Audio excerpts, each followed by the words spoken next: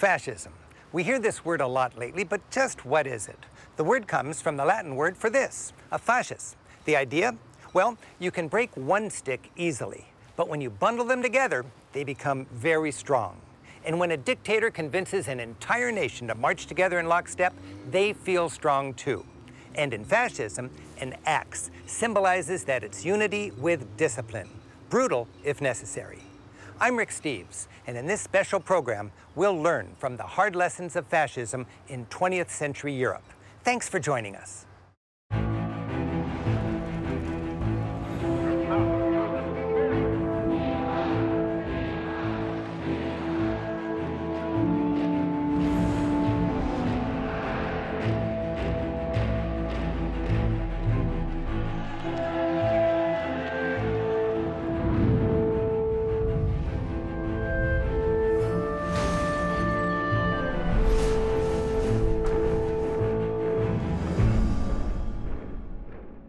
With some thoughtful travel, we'll see how entire nations were first mesmerized and then led astray by their fascist leaders. Our journey will take us back nearly a century to learn how in Europe, fascism rose and then fell, taking millions of people with it. We'll trace fascism's roots during the turbulent aftermath of World War I as masses of angry people rose up. The rise of charismatic leaders who manipulated that anger, the totalitarian societies they built, and the brutal measures they used to enforce their ideology. We'll see the horrific consequences, genocide and total war. Along the way, we'll talk with Europeans whose families lived through those times. We have to be vigilant. And visit sites related to fascism. In 1918, World War I ended, leaving 10 million dead and Europe in ruins. The chaotic aftermath of the war created fertile ground for the seeds of fascism. Nowhere was that more true than in defeated and devastated Germany. Imagine Germany after 1918. For 4 long years, they'd fought bravely, lost over 2 million men, and then surrendered. Veterans limped home to a country in shambles. Their emperor had been toppled, replaced by a weak democracy. Their nation was humiliated, with especially harsh terms of surrender, including an Allied demand for Germany to pay costly war reparations. Cynical Germans were convinced their own leaders had sold them out and surrendered too early. They called it the stab in the back. The economy was horrible. People needed jobs. Terrible inflation wiped out savings. It took literally a wheelbarrow of nearly worthless currency to buy a loaf of bread.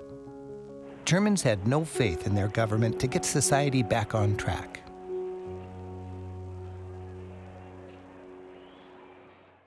In this vacuum of power, a fringe movement claiming to be the champion of the oppressed emerged. They dressed in intimidating brown shirt uniforms, roamed the streets in gangs, and wanted to restore Germany's national pride. They called themselves the National Socialists, or Nazis. Their leader, Adolf Hitler. Those early Nazis found a natural base here in Munich.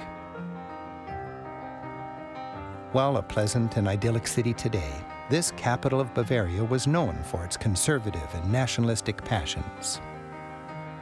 Nazi street gangs violently attacked unwanted outsiders, Jews, and communists.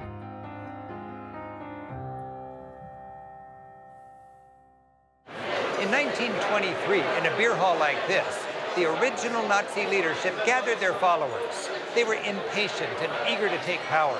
Hitler waved his pistol in the air and called for the revolution to begin.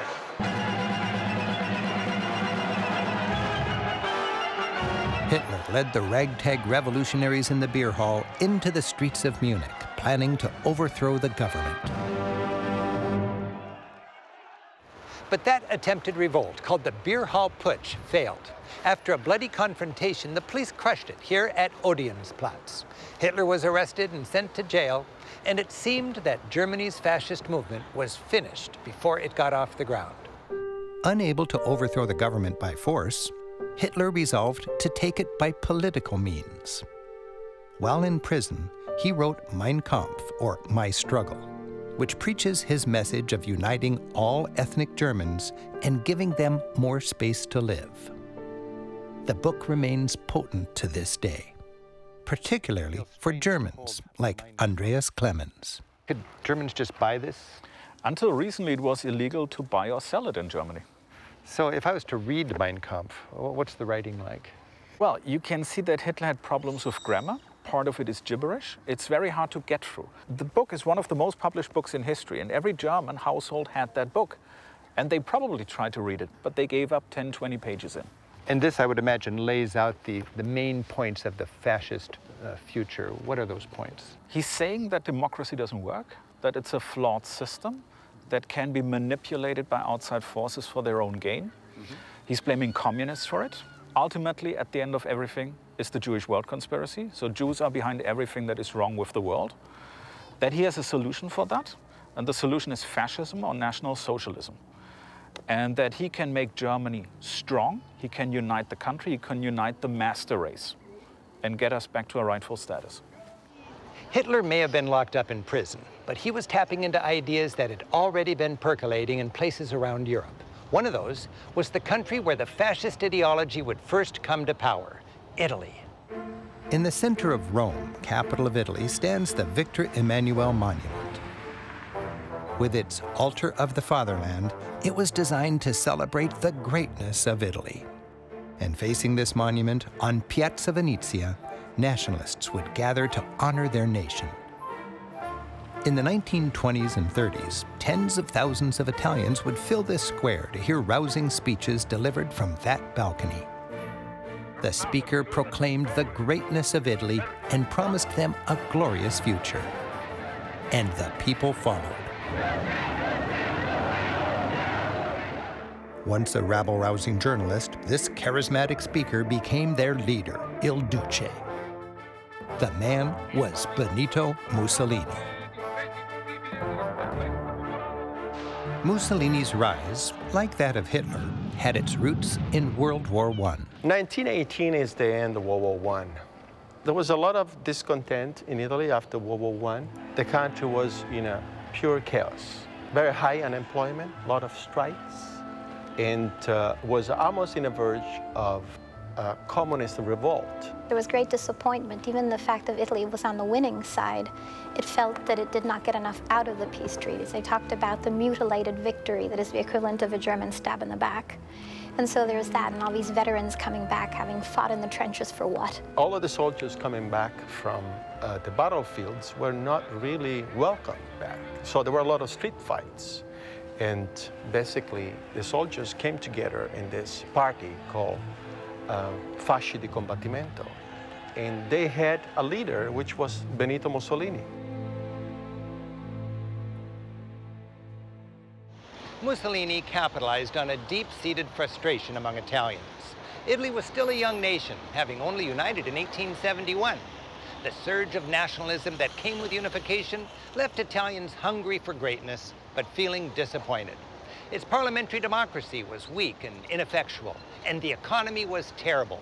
And, as with Germany, the Italians had just suffered through World War I, and people were angry about the way it was fought and the way it was finished. Mussolini seized this moment to launch a new movement, the Fascist Party. While fascists won only a handful of seats, they were a potent political force, and a paramilitary one. Fascism was not just an ideology, but a campaign of physical intimidation. Gangs of armed, black-clad war veterans called squadristi, nicknamed the Black Shirts, wielded violence against their political opponents. Fascism starts as violence. I mean, how did fascism start? These were gangs of, in most cases, veterans of the war who went around the streets beating workers up, beating up the socialists. This is how it started. The Communist Party was a threat during the end of World War I. And actually, the Fascist Party was formed because of the clashes. The Black Shirts broke strikes, expelled socialist mayors, and gave their base the promise of action. In 1922, some 30,000 fascists descended on the nation's capital in a show of force, the so-called March on Rome. Without firing a shot, Mussolini was handed the reins of power. Suddenly, Italy was under fascist rule with a bold, if politically inexperienced, new leader. Piazza Venezia became the stage for a new, amped-up kind of nationalism. Mussolini loved big rallies, and from his balcony, offering big promises and simple solutions to complex problems, he whipped his followers into a mass frenzy. È già stata consegnata agli ambasciatori.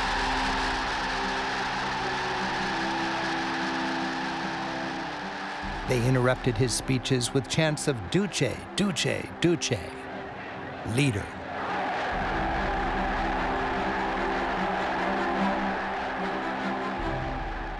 What I understand now is that it was like a collective dream. It was like hypnosis. Standing in a crowd with thousands of people, all focused on one man who was terrific at using his body, his facial expressions and language to reach their hearts. Aveva Cesare, il figlio ed Augusto. They were going ballistic, even for a hand gesture or a facial expression of Mussolini. Mussolini was an actor, and when he eventually showed up in that window, and he stood in his typical posture with his imposing chin, for the Italians, he was the personification of a greater Italy. He promised an Italy that would be great, that would be modern, that would be finally unified, where there would be work for everybody. For his first 15 years, Mussolini ruled with dictatorial power and impressive success. He pumped up the economy, created jobs, and invested in infrastructure. Costruire, costruire, costruire. Build, build, and build. In the beginning, I think Mussolini was able to garner so much favor because it really did seem that he was making this a modern country. A lot of building, a lot of modern infrastructure, jobs, homes. So on the surface, at least, it did seem that he was actually getting things done. So Italians are happy at that moment because they come from the pure chaos of 1918, 1919 to having jobs and having a society that apparently works. He energized Rome with grand projects like this Olympic Stadium, which is still in use today.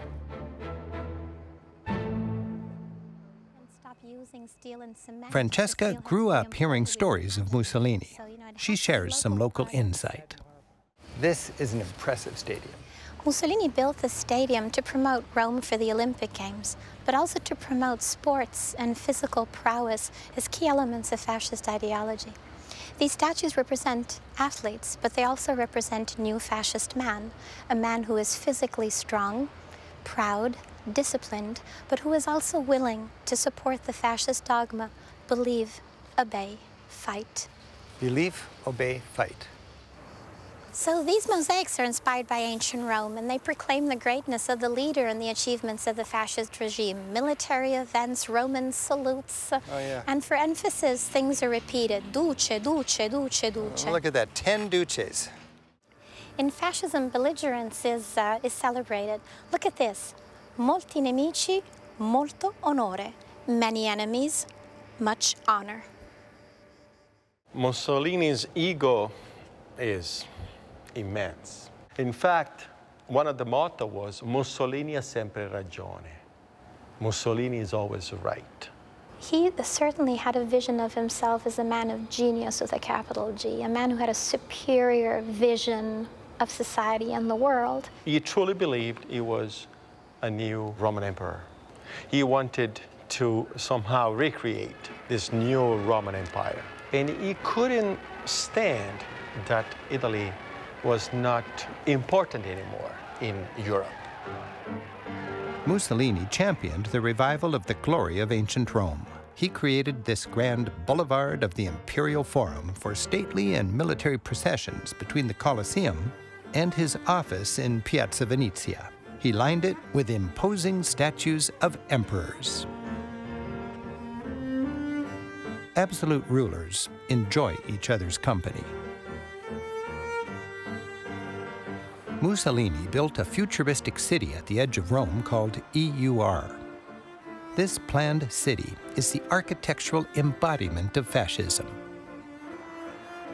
The uniform buildings and the rigid grid-planned streets celebrate order and conformity while echoing a powerful past and promising a glorious future. The centerpiece is called the Palace of Italian Civilization. So the Palace of Italian Civilization was intended as a celebration of the Italian people and their many talents. But there's something about it, this monolithic starkness it has, that also seems to remind us that fascist ideology requires individuals to give everything up for the state. With a populace tired of dysfunctional government, Mussolini rose to power with the promise of action. And throughout Italy, imposing architecture, like this train station in Milan, seemed designed to remind all that the state is more important than the individual. The state gets things done. And of course, with the leadership of Il Duce, the trains will run on time. This famous sentence, trains were on time. So an appearance of success at what cost? At the cost of personal freedom. People didn't have a choice to accept Mussolini as their leader. It was against the law to talk against the fascist party. Not even journalists were independent to write exactly what they want to. There was this famous fascist motto, everything for the state, everything within the state, nothing against the state. While Mussolini was forging the first fascist state in Italy, back here in Germany, Hitler was taking notes. Once out of prison, he played on many of the same themes as Mussolini, rousing a disillusioned workforce, reviving a struggling economy, and fixing what was considered a weak government. At first, the boom times of the Roaring '20s blunted his populist message. But then, the Great Depression hit in 1929. The working masses were angry again, and Hitler's promises gained traction. Fascism was now taking root in Germany.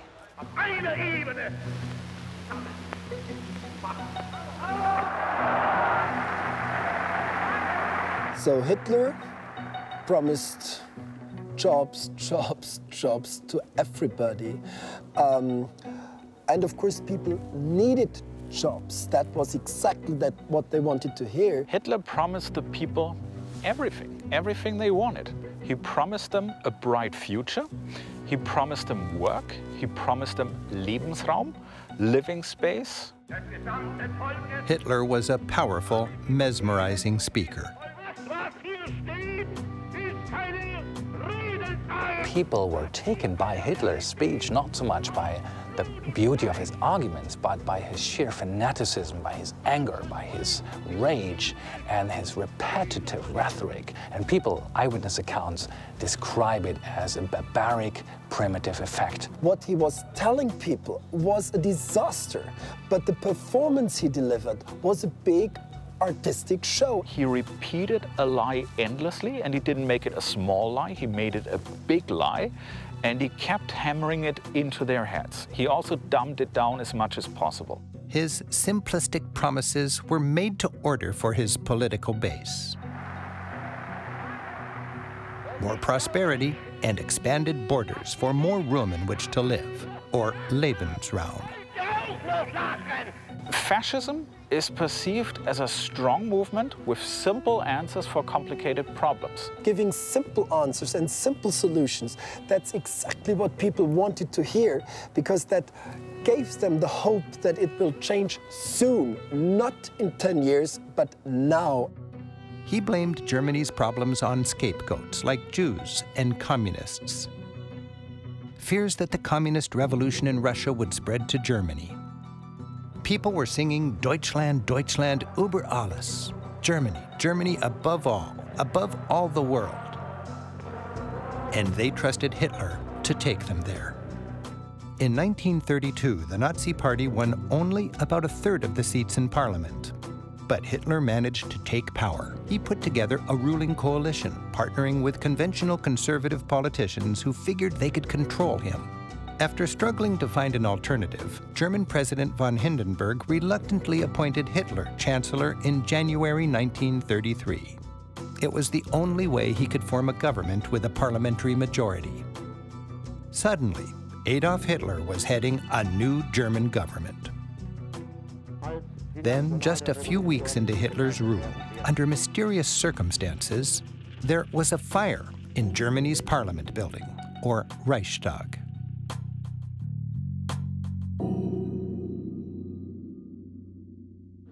A disaster like this, which many historians believe was actually the work of Hitler's people, is an answer to an aspiring dictator's prayer.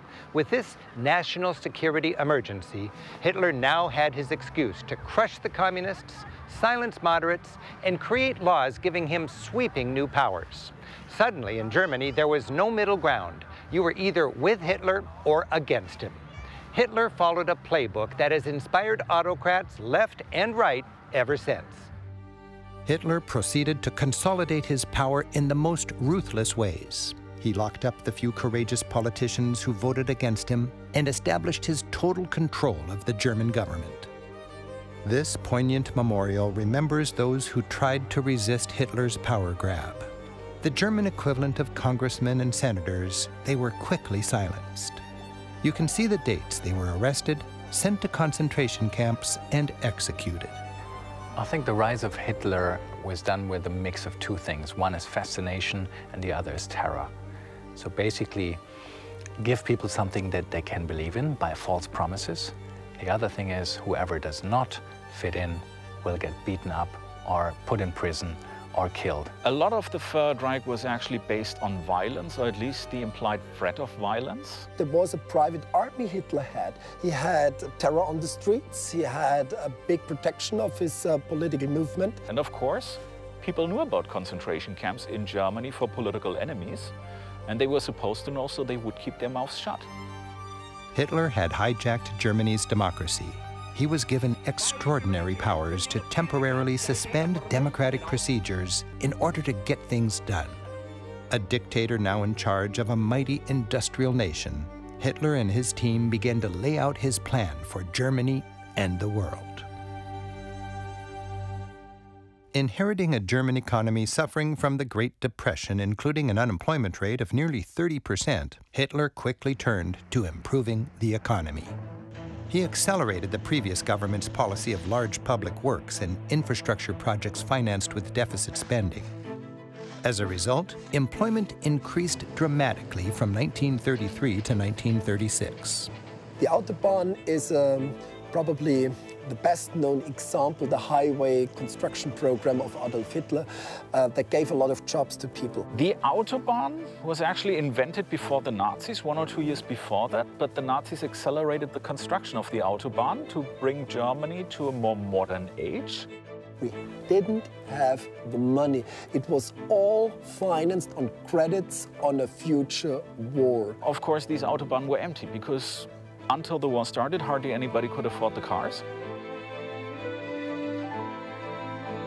Despite this new focus on jobs and the German worker, the Nazis had no use for labor unions. Well, fascism basically hates everything communist, or Bolshevik as they call it. So they would not like trade unions. They were not within the frame of the fascist movement. And so what the Nazis did, 1 year into their government, they declared May Day a holiday for the first time. The union celebrated. And the next day, when they were hung over, more or less, they smashed the unions. They replaced the now abolished unions with the Nazi Party-controlled German Labor Front, which all workers had to join. Hitler spent large amounts of state money on a comprehensive state welfare program called the National Socialist People's Welfare. Despite having the term socialist in the party name, Hitler was a friend of industry. He privatized many industries, and the corporations that had supported his candidacy continued to back him. Corporations would support the Nazi government of Germany because it was good for their profits. I think, bigger corporations, the steel industry, for example, in Germany as a big one, they were afraid of communism for sure, but they also actually supported Hitler because it was easier for them to kind of make their business within a stable government.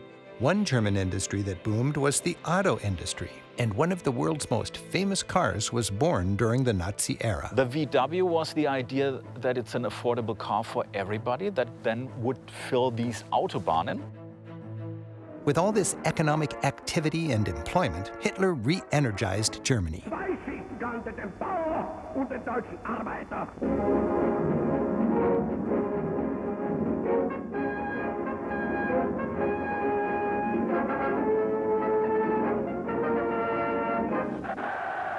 Much of Germany was swept up in Hitler's charismatic vision, and the country had a common purpose. Everywhere he went, crowds adored him. Women swooned when his car drove by. In clubs called the Hitler Youth, boys and girls pledged their allegiance to him. A little boy in 1935, when he looked at Hitler, he would see a godlike person. He would somebody who would elevate the German people, who would elevate the people of this boy to become the perfect master race running the planet. Hitler became known by a new title, which meant he was their leader, their Führer. He coined himself the phrase the Führer, the leader, as also establishing himself as a bit of a new god for Germany. So he was not part of democracy anymore. He was a godlike figure. A fascist system needs a Führer. It's the big hero, it's a saint, it's the one and only people believe in. He has the vision for everybody, and the others will follow him. Fascists believed in a fascist system you can unite everybody that believes in the system, and it will be a strong, a powerful system that can achieve complicated goals. The idea about fascism is to have a big community that all operates exactly the same way and to have a common opinion that covers all. There was one phrase that was called ein Volk, ein Reich, ein Führer. One people, one empire, one leader, full stop. There was a dark side to all this Nazi conformity. Individuality was lost. Individualism doesn't even exist in fascism. It doesn't exist in any aspect. It doesn't exist in art. It doesn't exist in lectures at university. It doesn't exist in newspapers and press. Individuality was something that was deemed unfit for a German, basically. So what mattered was the Volksgemeinschaft, the society, the common denominator of the German people. All people who tried to make it any different in their private life, in their professions, in their way to express their opinions, they all had to be stopped. For the Nazis, the city that most embodied their sense of national unity was Nurnberg. Nurnberg, so steeped in German history, was nicknamed the most German of German cities. That's one reason it was a favorite of Hitler's to showcase his nationalistic pomp and pageantry, to inspire all of Germany to get on board.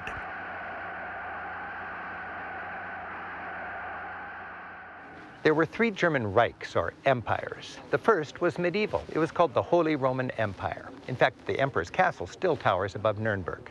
The Second Reich was 19th century, the creation of the modern German state by Prussia under the leadership of Bismarck.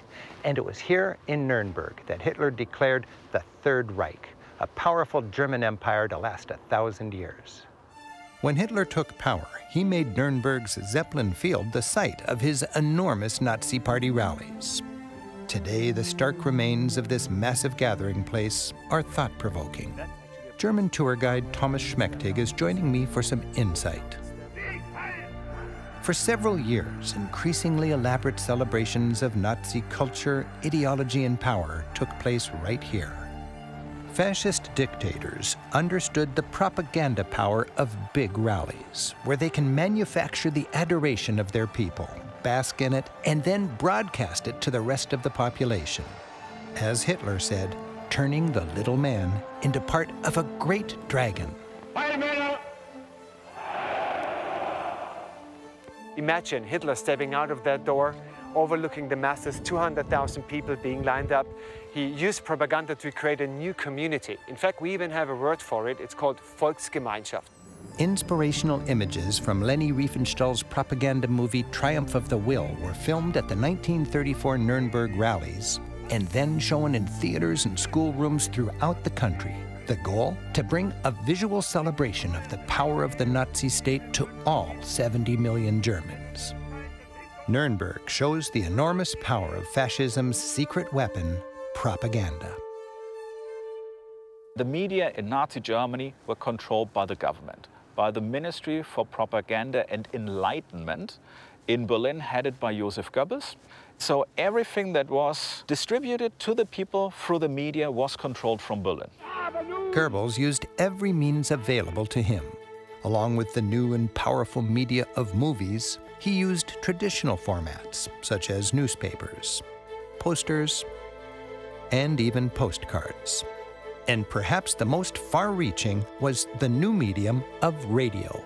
Hitler was one of the earlier politicians to really make use of a mass media that was just coming on, which was the radio. So every German had in a household the Volksempfänger, a people's radio, so his speeches would get into every German's living room, basically. Within something like 6 years, the number of radios in Germany went from 4 million to 17 million. So they could really reach almost every household. And people listened to the radio differently than they do today. If there was an important radio report, it wouldn't just be two people doing housework or one person doing housework next to it. You would have the entire family there. Maybe the neighbors, if they couldn't yet afford a radio. So those were special events that appealed to the family community, that would appeal to the neighbors. So you would reach a lot of people through only one medium. Looming over a now peaceful lake in Nurnberg is another remnant of the dictator's megalomania, his huge yet unfinished Nazi Congress Hall. Hitler, who believed he would create a new civilization based upon fascist values, modeled this building after the ancient Roman Colosseum, but even more colossal. Imagine 50,000 leading Nazis in here, 1/3 higher, covered by a roof, a window inside the ceiling, sunshine would have fallen down to the podium. Once a year, one speech of Adolf Hitler. Another stage set for this propaganda show was Hitler's mountain-capping Eagle's Nest. This alpine getaway just south of Munich in Berchtesgaden was used to soften Hitler's image against a majestic, almost theatrical backdrop. His visits were lovingly filmed to show him as the embodiment of all that was good about Germany. Healthy, vigorous, respectable, everyone's favorite uncle. Set in the scenic foothills of the Alps, it was built in 1938 as a mountain retreat for Hitler and his guests. A stone tunnel crafted with fascist precision leads to Hitler's plush elevator, which still whisks visitors to the top. Because it was in this corner of Bavaria that Hitler claimed to be inspired and laid out his dark vision, some call Berchtesgaden the cradle of the Third Reich. By the mid-1930s, fascism was well established in two of Europe's leading nations, Germany and Italy. Germany was booming and building up its massive military, blatantly breaking the Treaty of Versailles, which ended World War I. The ideology of fascism was spreading, and the rest of the world was viewing it with alarm. Expansionism was a key tenet of fascism. Germany first annexed neighboring Austria, then the German-speaking region of Czechoslovakia, the Sudetenland, followed shortly after that by the rest of the country. Italy under Mussolini invaded Ethiopia and Albania. In 1939, Hitler and Mussolini signed a treaty creating what they called the Pact of Steel. Further west, Spain and Portugal were also flirting with fascism. Spain, like other nations of the time, was making the awkward transition from 19th century monarchy to 20th century democracy. By the 1930s, it was governed by a modern but fragile democracy. By 1936, the Spanish people had become extremely polarized as the old guard of royalty, military, and industry pushed back. Representing this reactionary faction, a military strongman, General Francisco Franco, invaded Spain from Spanish Morocco. Using colonial troops and borrowed Italian planes, he attempted a coup d'etat. Like Mussolini and Hitler, Franco vowed a return to order and to restore Spanish power and national pride. But the democratically elected government fought back, and the nation descended into a bloody civil war. Conservatives under Franco fought the liberal democratic government. It was a brutal war between classes and ideologies, dividing both villages and families. In 3 years of fighting, hundreds of thousands of Spaniards died. Franco used predictable strongman tactics, including intimidation by police and the military.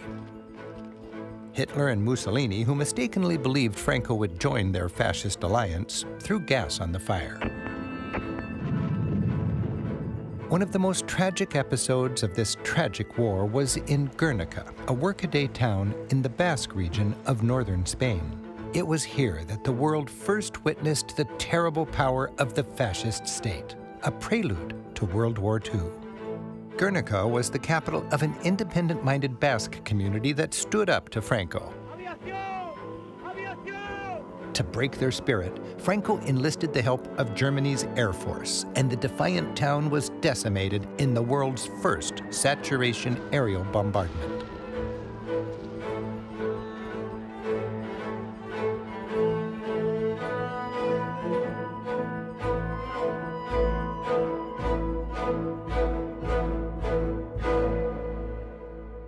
The Spanish artist Pablo Picasso heard the shocking news and immediately set to work sketching the destruction as he imagined it.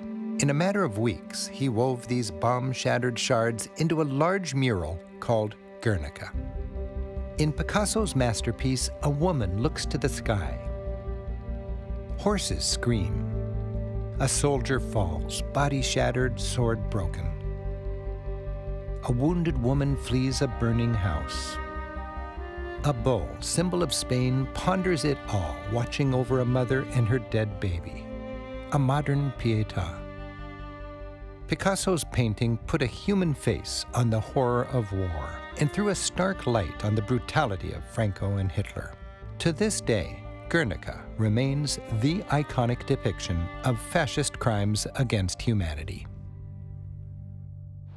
Hitler may have stoked Germany's economy and put people back to work, but it was becoming clear that whatever benefits fascism might bring to its political base, it had a darker side, and it came at a huge cost. Despite its veneer of respectability and its popularity among ordinary people, the thriving fascist state relied on increasingly brutal repression. Hitler continued his ruthless creation of a totalitarian fascist state. The free press was silenced, as were intellectuals and universities. The Nazis' approach to intellectuals was to dismiss them. They played no role. A good way to describe it is if you compare Nazis and communists. A communist needs an enormous bookshelf. He needs to start with Marx and Engels. He goes through Lenin. He has dozens of books up until the present day. A Nazi's bookshelf has Mein Kampf. And that is basically it. The Nazi approach to art was the same. Only one style was acceptable. The Nazis, or Hitler's approach to art, was quite simple. Their idea of art was to be as naturalistic as possible. Basically, blonde, blue-eyed people doing field work. When you look at these pictures, you see the perfect German family according to the Nazis. Everybody is tall, blonde, blue-eyed, beautiful, great shape. And this is the idealized version of the German people. Anything else that would question society or bring society forward, which art is quite well able to do, would just be deemed like unnatural or un-German, undeutsch. What they did not like was complicated modern art, what they called degenerate art. That is something that they either destroyed, sold off to make some money, or kept under wraps. In May 1933, Hitler was chancellor for just a couple of months. We had the burning of books in Berlin, in München, everywhere. Books that caused people to question the Nazi agenda were forbidden and publicly burned with delight by Hitler's supporters. The books of left-wingers, psychologists. For some reason, the Nazis hated psychology. Books by Jewish writers, of course, they would be publicly banned in big ceremonies. If you have some books, titles of those books that were burned the night before, and you invite some people, they can argue against you because you have those books in your private library. And even your roommate has an argument against you. You do not trust in anybody any longer after the burning of books. One famous German writer and author said, once you're burning books, very soon you're going to burn people. Artifacts and posters illustrate the Nazi notion of a master race.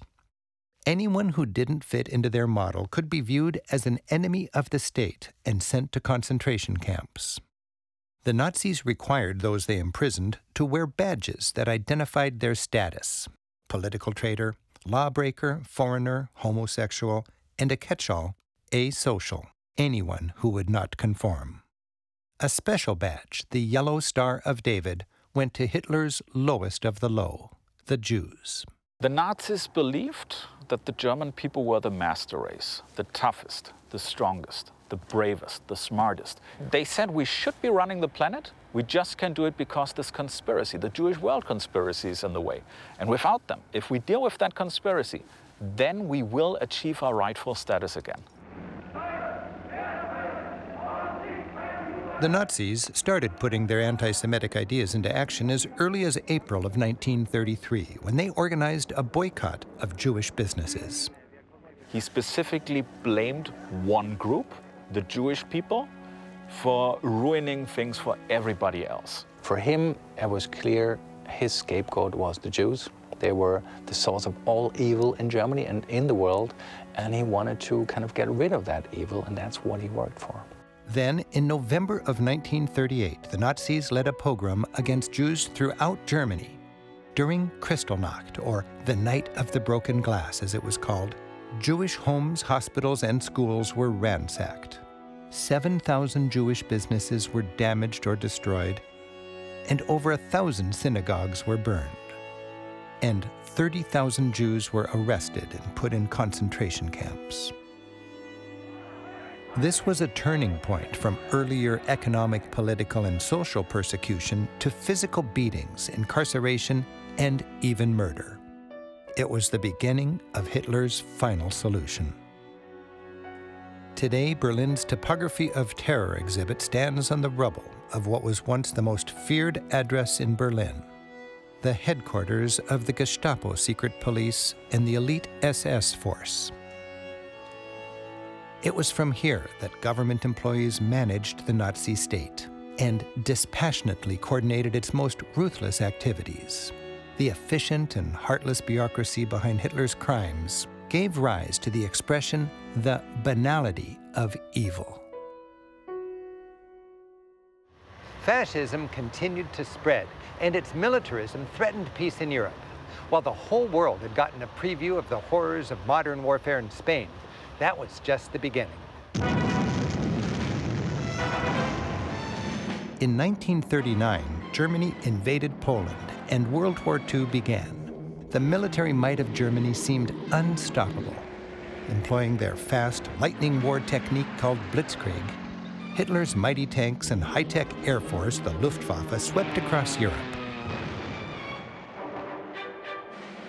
France fell quickly, and suddenly Hitler was playing tourist at the Eiffel Tower. Soon, nearly all of the continent was under direct or indirect fascist rule.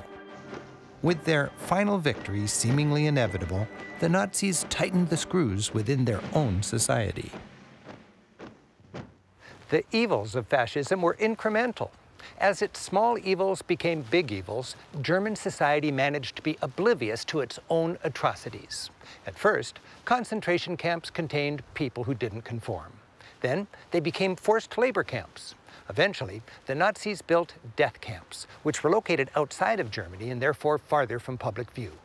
With what the Nazis called the final solution, the entire Jewish population was targeted for extermination. In total, approximately 6 million Jews died from Nazi persecution. 2.7 million of those died in death camps. Auschwitz-Birkenau in Poland was the biggest and most notorious concentration camp in the Nazi system. Seeing the camp can be difficult, but Auschwitz survivors want tourists to come here, to try to appreciate the scale and the monstrosity of the place in human terms, in hopes that this horror, known as the Holocaust, will never be forgotten. As they entered these work camps, prisoners were greeted with a sign over the entrance, Arbeit macht frei, work makes you free, a cynical lie. Once inside, inmates were either worked to death or executed. New arrivals were sorted into two categories, those who would be sent to the gas chambers immediately, and those who could work would live, at least a little longer. Halls are lined with photographs of victims, each marked with dates of arrival and dates of death. Inmates rarely survived more than a couple of months. Up to 1,000 people, each tattooed with an ID number, were packed into each of these buildings. The gas chambers where the mass killing was done were disguised as showers. People were given hooks to hang their clothes on, conned into thinking they were coming back. The Nazis didn't want to panic. Then the inmates piled into the shower room. In this facility, the Nazis gassed and cremated over 4,000 people per day.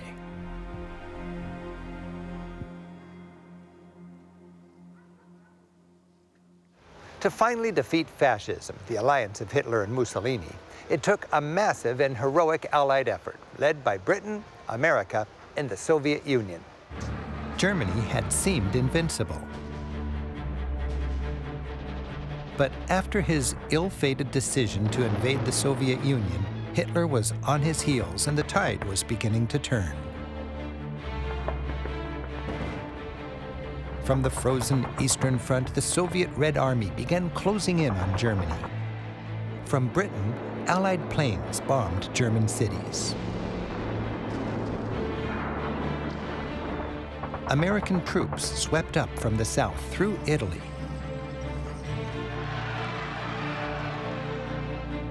Italian partisans overthrew their fascist government, switched sides, and joined the Allies. Defeating a totalitarian society like fascist Germany took total war, and victory came at great cost. To remember the final chapter of this story, we visit Normandy in France. On June 6, 1944, called D-Day, the Allies landed on the beaches of northern France and began fighting their way to Berlin. D-Day marked the biggest amphibious invasion in history. After a furious and bloody battle, they established first a beachhead, then a makeshift harbor, and the long battle to reach Berlin was underway. The war raged on, even after it was clear that Germany would lose. Death camps sped up the mass murder. Millions of German civilians, as if hypnotized, continued to support their Führer. And great German cities like Hamburg and Dresden were destroyed under massive aerial bombardments with huge civilian losses, as the Allies attempted to break the spirit of the German people who fueled the Nazi war machine. Germany was overwhelmed as the combined military might of the Allies closed in on the Third Reich. From the west, south, and east. Finally, the Nazi capital of Berlin was liberated by Soviet troops. And both great fascist commanders met gruesome ends. In Italy, angry citizens turned on their dictator with fury, executing Mussolini by firing squad, then hanging his body upside down for all to see. And Hitler finished his life here in Berlin, deep underground in a bunker below my feet. With his capital smoldering in ruins, the dictator committed suicide. Finally, in the spring of 1945, the war in Europe ended. The death toll was staggering.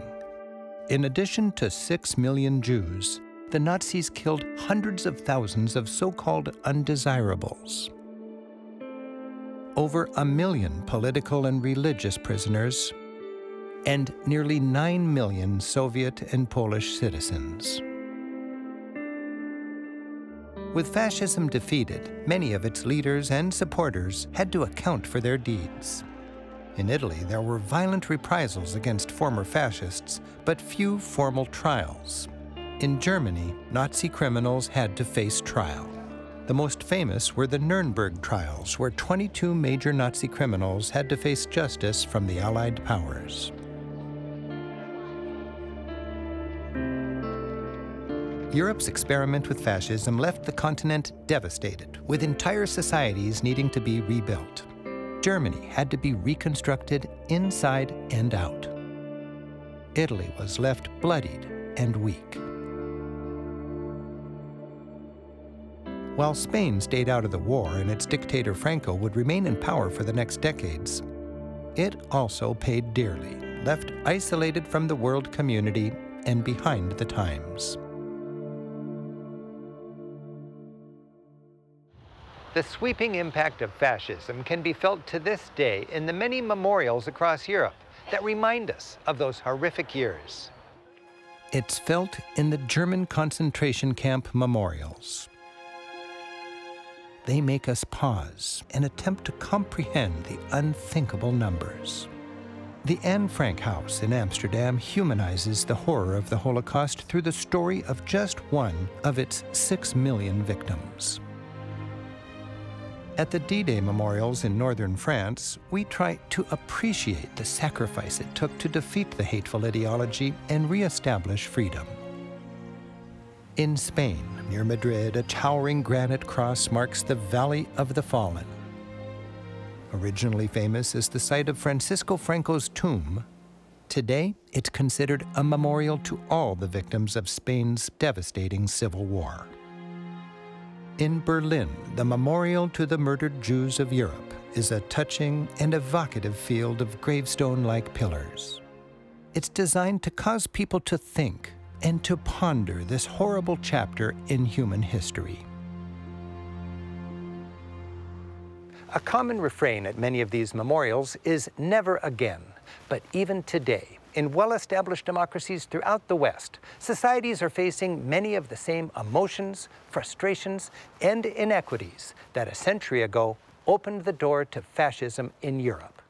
If I ask myself, could it happen again, I would say no, but it has happened in Germany, and it might happen again. So if you bring all of these elements together, a moment of crisis, a strong leader who knows how to take advantage of the fear, and you don't have a really true press where there is no exchange of opinions, I think there's a possibility for these things to happen again. Fascism happened here in Germany, the center of civilization, in the land of Beethoven, Goethe and Schiller.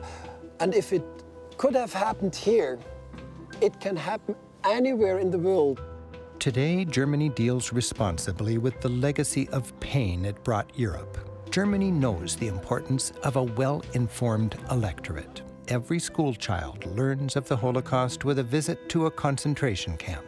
And Nazi documentation centers in major cities tell the story.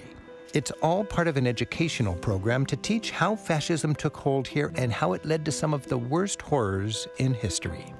In Germany, we definitely believe that education is one of the main ways to make sure that something like this will not be repeated. Because if you know what mechanisms were working and what mechanisms of economy and politics were at play in the 1920s and 30s, then you can see what is happening today and try to prevent it. Education is everything. Even for there to be an electorate that is capable of thinking independently, you need that electorate to be educated. Focus on the education system. Make citizens more than consumers.